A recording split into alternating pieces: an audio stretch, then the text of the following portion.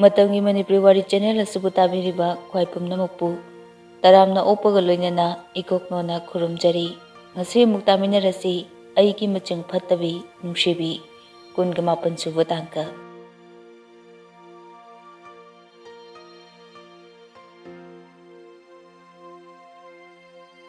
Pung ani muki matungdani punsiba hairang tawraga kaada changlai Nungsitombidi phamungda phamlaga lerami.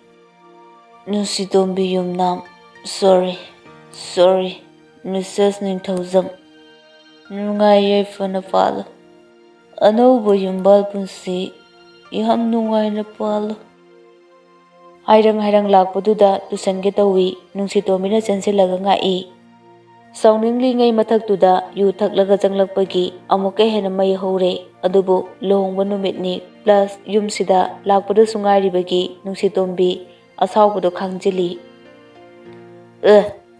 nangdi ai pamdadainya kaigi ngaklino tusalhanba yadro sir matamse yamna thengle pothanaba tawrase nangbu karam kandagi aigidamak khanbiba horaklino nangise mawanubinina formality ulliba kaiduro ha modo ai pamde tawbinu ai pamde amuksu tuge tawi lepado phajana ngamdrabanina Nungsitobina samlaga phamung tamna purai aduga hiphalli tongkhraboiningduna tongliba khongupto lauthokpige tawi adubu punsiba phuk amuk hawalai Nungsitombbu munna yengi mamitu sumapi ira chelai Nungsitombbisu punsibagi mataududa phamungda phamtharai wadi ngangde punsiba mitagi pidu tapna chentharai punsigi ahanbani nupana kapa ujaba adusu khwaidagi sawanba maching fattaba minungsi yaude khalliba punsiba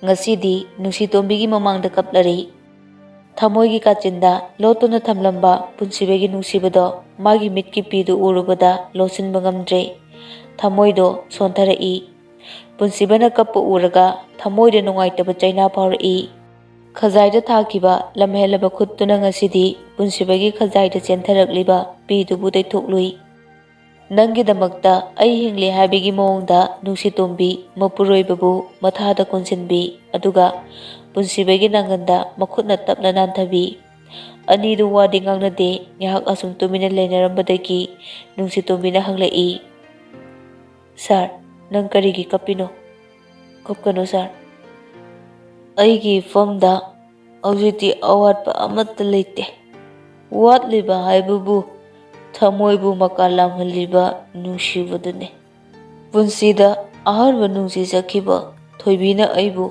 angangne haiduna hundokpirame madugi matungdagi ai nungsiba haibase leite haina khanki au nupi koiningki flat tawninki matamduda nangi nache ngasigi luhongbasigi nangi mama sakpi abega aiga thengnaki New Year gi thabalda ai mawu nungsiba phawkide atopa nupida flat tawbu adumna mabu khanki adubu inkhalakpagi khanta howdaba aigi wakhalna nangi nachega aiga physical relation laiki adu fawbudasu ai mawu nungsiba ngamkide ma thengnaba tha ani leibaga aina mangkre khalliba nungshiba aigi ifamda laki mabu urubadagi sangsar nungsiba leiri haibasu khangki mabu nungshiba hemankhiduna nungsi haina fawba phongdokpa ngamkide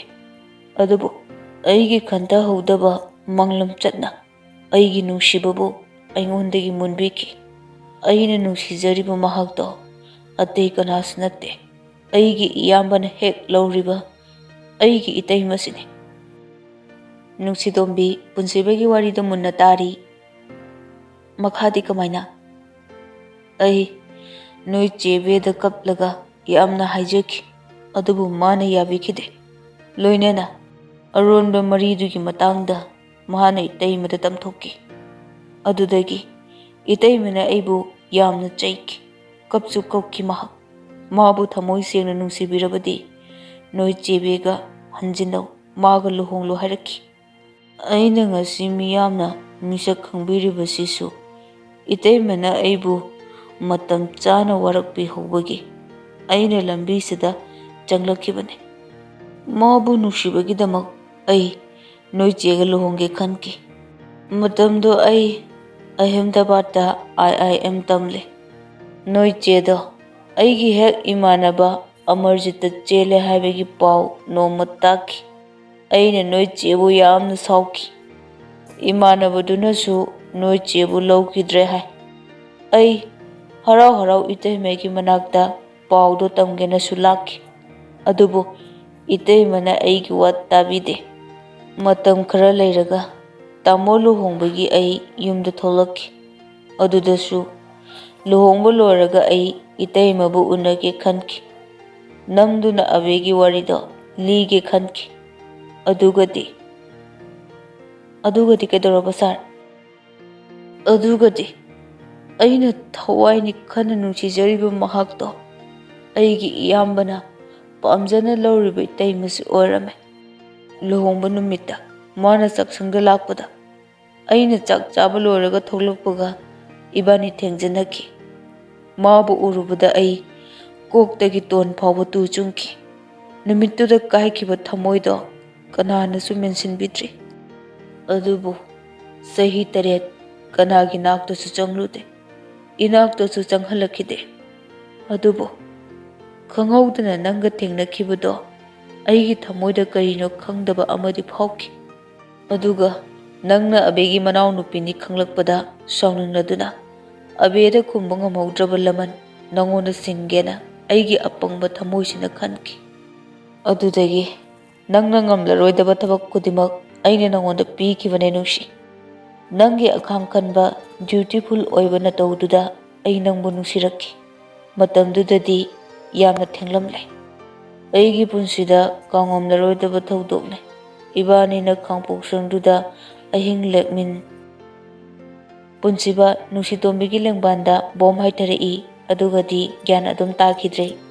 Matam bakta gyan tadana tungkraba punsibabu nungsina yenglaga nungsitombi tapna solai. Sir, aisu nangbu nungsiye. Aina nangbu yamna wahankre. Matungda amuk tawzararoye. Nungsitombi punsibagi laibakta nungsina chuppi aduga pamungda tapna hipthali. Khunguptu loktoklaga phajubta amuk chingkhatpi. Nongalamdagi uchek wayana jrak jrak khonglukbagi makhol taraduna punsiba mikap thoklai. Nakanda nungsitombi hiplaga lerambadu uraduna choiraba samlang ani ahum taribadu tapna nadi yapsinbi. Ngaihaktangi wakhal amada taurui adubu khangaude nungsitombine mangonda chaikiba ngangkiba mayamdo ningsinglaki. Adugadi tumliba nungsitombibu inthoi. Nungsitombisu khamprek khangna hagolai. Punsiba sauna harai. Limit cross toge khangano. Yam tuna aigi pamungsidai hagoko. Nungsitombidi ngakpada loikre. Ngarang mana haikibaduga ngasi tokthoroklisiga pungon onabaduda. Punsiba amukasu laurai. Aina hairisi nangondane. Hagolo. Nungsitombi wa amata kumlamdana puk hagotli. Aduga kadudagi thokki. Aduga washroom da changduna fresh oithoi. Punsibadi makhatana amuk tumthakre. Washroom manungduda nungsitombisu machin mensilaga kappi. Punsibana ulakliba mongduda nungaitraduna. Pumnamak tatne. Nangdi kaidonungda wakhal taroidaba mire. Aina amuk kari torokke haibado nang yengudana. Adudagi kari khalabano khangde irujaba loibaga washroom dagi thoklai. Aduga punsibagi nakta prapap changsilaklaga supliba phajubtu phat chingthokki. Oi, hagolo. Yam thun hagolo. Aidi kadawagi hagottuba. Se nangi phamung nate. Nangi phamungda tumso chalo. Hagolo. Hagolo dana. Asi haraga punsibabu phamungdagi chingthai. Punsibana. Oi, nangi phamungdi apakpasidane. Sidi aigine na hapakpa natro. Apasu tumaloi. Nangi thainigi phamungdo aduda tumlusu chalo. Hagolo. Nangno pamisi karino. Punsiba nungsitombigi manakta changsilai. Nungsitombidi irujaba loibagi fidol chingkhatlaga lei. Aduga mathakta phadi achotpadu illi. Nungsitombi khongfamde handokte adumak leplaga lei. Nungsitombina aina pamise famungse Punsibana tumoy nangi famungsida suktum tumoy adune tumbayar hek tumlam laba chingthari khang kasidegi tho piyong doke honguna aidi tho thokira tho oirana wahi do hairaga punsibabu inbada illiba phadidu lemaida taki Nungsitombi mamit mana lauthoklaga mamaido phat leithokhi punsibasu mamaido tungdo onthoki Nungsitombi khonglei tuna phadidu khungkatlaga amu insilli aduga hairei tho haibane punsiba wa makha taramdana phathokki hek thokibaga Nungsitombina thongdu lonsilli aduga machinda murum solaga lotion cream teisilli is manu pani kaina magi mayumni kaina aphau sabadi yaroi engonda aisu Nungsitombini kaino henjinbadi yaro ngang duna anobugi dress change tore aduga makhada kumtharei kanam thagot naramdri Nungsitombi dulsbongdu waitei thui loibaga laidu katnaba sem saringaida punsiba morning walking chatluraga halai changlakpada Nungsitombina laidu katlaga lerambadu ure mau anobi haibasimaktabu sakphana TV nupi oiragasu hekta phajahali setliba hangama palgi shoot nada chilliba lei ngakta siriba le khutki khuji aduga laibakki chandan yengbada mifam hongdaba makai phajai ngayaktangdi punsiba Nungsitombigi phajabana sangsar pumba kahonbagum tauri dukatpa loiraga mitpang thorakpada punsibana leplaga lerambaduda karino haina mangak nomduna inkit tawi punsibasu hoi mai hairamdana imungda adumak jangki punsibana jangkibadu matungdagi yenghauraga Nungsitombina khalawi nangkaidi khangdene idea sinu pasidi sono phajana chubajani dana hauda horoksan makhorido method keba laidu katpa loiraga imungda changlakpada matai parida thengjinge tawi ite soikre kaisu kaideda uhaudababu nachesu hogokrabane Nungshibi nangsu makhada kumtharaklo angangse kari no khara taru lao Nungshibi na kadagi khumlai hoi tare tamo thambal sanasu tanja chana thoklai haima Nungshia nangbu kayam kuirage hagotpa ngaya oreni ne laidu katlubane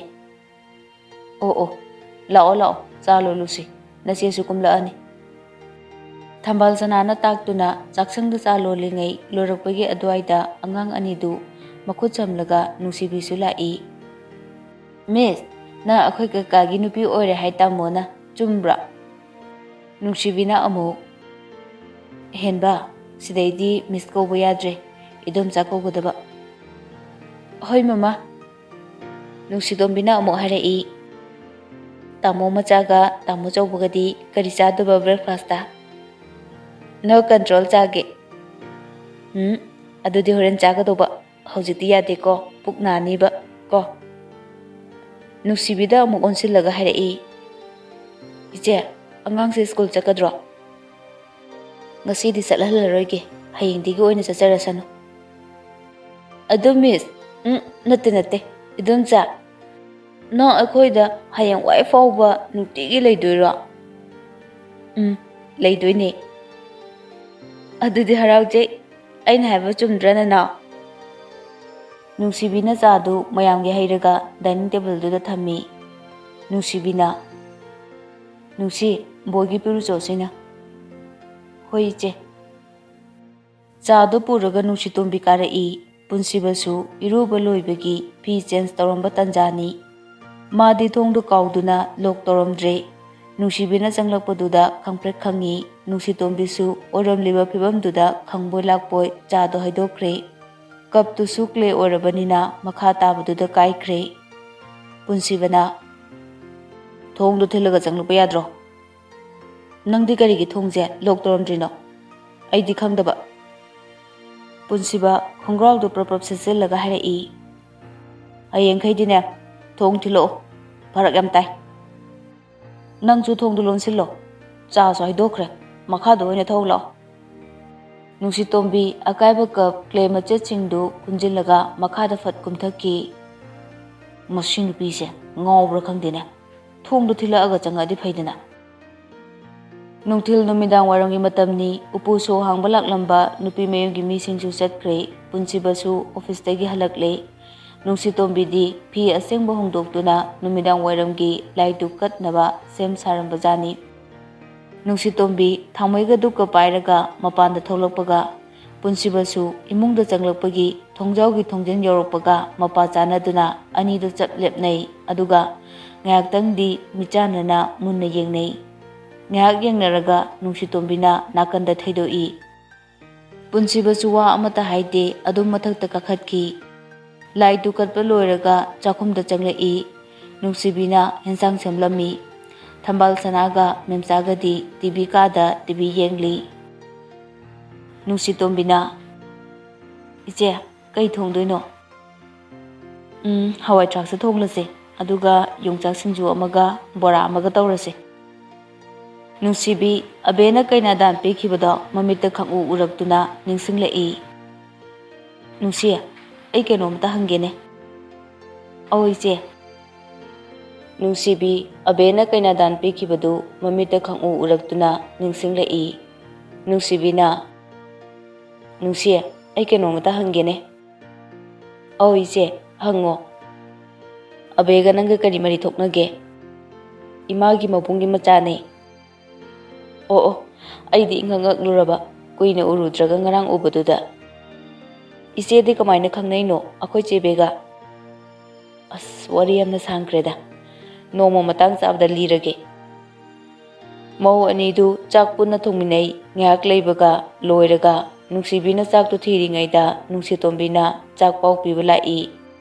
ꯑꯍꯜꯁꯤꯡꯗ ꯍꯥꯏꯔꯝꯂꯒ ꯄꯨꯟꯁꯤꯕꯒ ꯃꯇꯩꯒꯗ ꯑꯃꯨꯛ ꯍꯥꯏꯕ ꯂꯥꯛꯏ ꯃꯆꯦꯒꯤ ꯀꯥꯒꯤ ꯊꯣꯡꯖꯤꯜꯗ ꯂꯦꯞꯂꯒ ꯊꯣꯡꯗꯨ ꯊꯤꯜꯂꯛꯏ ꯏꯇꯩ ꯆꯥꯛ ꯂꯣꯏꯔꯦ ꯑꯉꯥꯡ ꯑꯅꯤꯗꯨ ꯄꯨꯔꯒ ꯀꯨꯝꯕꯤꯔꯛꯑꯣ ꯍꯣꯏ ꯀꯔꯤ ꯊꯣꯡꯂꯕ ꯍꯋꯥꯏ ꯊ꯭ꯔꯥꯛ ꯀꯥꯡꯁꯣꯏꯅꯦ ꯌꯣꯡꯆꯥꯛ ꯁꯤꯡꯖꯨ ꯑꯃꯒ ꯕꯣꯔꯥ ꯑꯃꯒ ꯑꯩꯁ ꯃꯧ ꯑꯅꯧꯕꯤꯒꯤ ꯌꯦꯟꯖꯥꯡꯁꯦ ꯍꯥꯎꯗꯤ ꯍꯥꯎꯒꯟꯕꯅꯤꯁꯦ ꯄꯥꯔꯤꯅ ꯐꯥꯒꯤ ꯇꯧꯔꯛꯏ ꯅꯨꯡꯁꯤꯇꯣꯝꯕꯤꯗ ꯅꯨꯡꯁꯤꯇꯣꯝꯕꯤ ꯃꯥꯒꯤ ꯀꯥꯗ ꯑꯃꯨꯛ ꯂꯥꯛꯏ ꯄꯨꯟꯁꯤꯕꯗꯤ ꯃꯥꯒꯤ ꯅꯧꯅ ꯂꯣꯟꯁ ꯇꯧꯅꯕ ꯍꯣꯠꯅꯔꯤꯕ ꯁꯦꯔꯝꯗꯨꯒꯤ ꯃꯇꯥꯡꯗ ꯃꯤꯁꯇꯔ ꯃꯥꯟꯇꯟꯒ ꯚꯤꯗꯤꯑꯣ ꯀꯣꯜ ꯇꯧꯔꯒ ꯋꯥꯔꯤ ꯁꯥꯟꯅꯔꯒ ꯂꯩꯔꯝꯃꯤ ꯅꯨꯡꯁꯤꯇꯣꯝꯕꯤ ꯆꯪꯂꯛꯄ ꯉꯥꯏꯍꯥꯛ ꯂꯩꯕꯒ ꯐꯣꯟꯗꯣ ꯊꯝꯈ꯭ꯔꯦ ꯅꯨꯡꯁꯤꯇꯣꯝꯕꯤꯅ ꯆꯥꯛ ꯂꯣꯏꯔꯦ ꯑꯗꯣ ꯑꯩ ꯀꯩꯗꯧ ꯍꯥꯏꯕꯅꯣ ꯆꯥꯛꯁꯦ ꯀꯔꯤ ꯇꯧꯅꯒꯦ ꯃꯈꯥꯗ ꯀꯨꯝꯃꯛꯑꯣ ꯆꯥꯛ ꯆꯥꯅꯕ ꯑꯩ ꯀꯣꯟꯅ ꯆꯥꯒꯦ ꯆꯥꯅꯤꯡꯗꯦ ꯀꯣꯟꯅꯗꯤ ꯂꯩꯔꯔꯣꯏ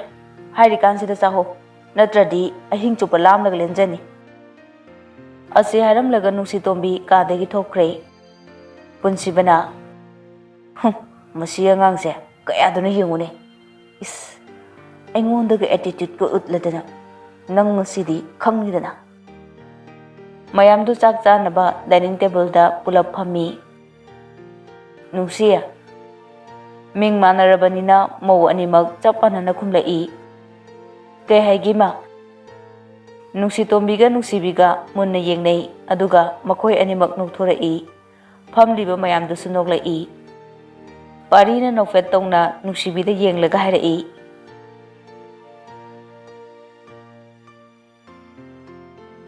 ꯃꯇꯥꯡ ꯑꯁꯤꯗ ꯑꯩꯒꯤ ꯅꯨꯡꯁꯤꯔꯕ ꯂꯤꯁꯅꯔꯁꯤꯡꯗꯒꯤ ꯀꯥꯏꯅꯅꯕ ꯌꯥꯊꯪ ꯂꯧꯖꯔꯤ ꯃꯈꯥ ꯇꯥꯕ ꯁꯔꯨꯛ ꯍꯌꯦꯡ ꯄꯨꯟꯅ ꯇꯥꯃꯤꯟꯅꯔꯁꯤ